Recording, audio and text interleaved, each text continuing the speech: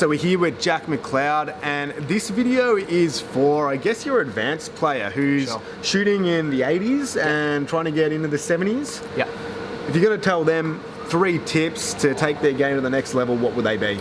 Yeah, so if you're shooting in the 80s, you're good in areas, but you're still poor in other areas. So statistics can play a big role to the areas you need to improve. So someone in the 80s that's looking to get in the 70s, I really want to look at the stats and see what areas you are really good in and then really poor in, and then start to develop a practice plan to devote the right time in different areas. Yeah, okay. So it's quite advanced in that regard. We're starting to think about practice plans and dedicating the necessary time to correct a certain skill. So before you go on to practice plans, in terms of statting your games, what's something that type of player could be doing right now? Like, what would be some of those key stats? Yeah, and there's a lot of iPhone or smartphone applications that will give you the categories to look for. It's going to be driving distance, driving accuracy as sort of one split category. Greens in regulation is probably the biggest one I look at. And then pitching statistics in terms of your conversion rate of up and down. And we're talking maybe a 20-meter radius around the green.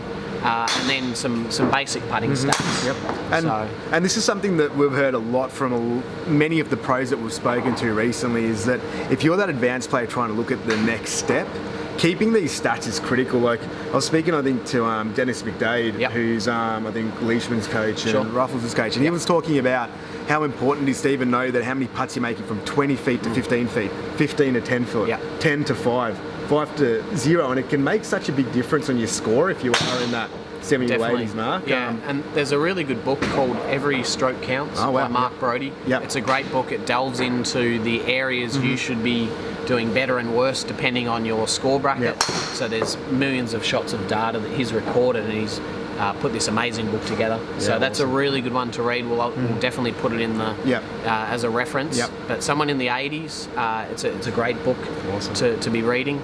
Other elements that someone in the 80s will be looking at, not only the stats, but we now start to look at short game. So we've really got to be reducing 3 putts to a number of 0. You really shouldn't be 3-putting in the 80s. So that would be a big area for improvement. A lot of lag putting drills that we could prescribe. And then just really dialing in the shots inside 100. I'm thinking if you're shooting in the 80s, you might not be happy with the way you hit the ball off the tee, but you can get it down there. Yeah, if you have to hit a cut or a draw, you've got a stock shot you can make work. You just get it down there. Don't worry too much about the tee shots. You're going to start to really hone your skills inside 100. Yeah, cool. And do you have a couple of drills or tips that you could give that advanced player that they could be working on? Yeah, sure. A really good basic lag putting drill is just to drop the ball from maybe a 30-foot radius every time it goes in a little ring around the green. So you just got to keep trying to get that speed control correct, get that ball in that nice little zone, and when you're on the golf course, you're just imagining that zone. You won't expect to get the ball in the hole from 20 or 30 feet out. So you're just seeing this massive hole, and your focus changes more on speed control rather than trying to pinpoint that line of the hole. I was watching Phil Mickelson's documentary, Secrets of the Short Game, and that's quite a phenomenal piece of taco, I reckon, for any golfer out there. And what he was doing was the same thing, right? Like, he would get in within that 3-foot circle, and he figured out that he just wasn't going to miss a putt from 3 foot. He had a drill and a routine for that it was in. Right? Absolutely. So that's cool. Good advice. Yeah, and if you know your stats inside 3 feet, you can start to develop confidence. If you know you're going to be 10 out of 10 from 3 foot, then it's a lot easier to plan that second shot. It's like if you know your odds are $1.05 to hole a 3-footer. Your black caviar from 3 foot. Okay. If it was me betting on a $1.05 horse, I'd probably lose. But the odds are in your favour to get it in that 3-foot range, and you know you've got to tap in. So speed control drills on the green are really good. And then maybe further back, dialing in some yardages is really cool. So you could do 30-metre shots, 50-metre shots, and 70-metre shots, and just have it absolutely dialed in from those 3 yardages.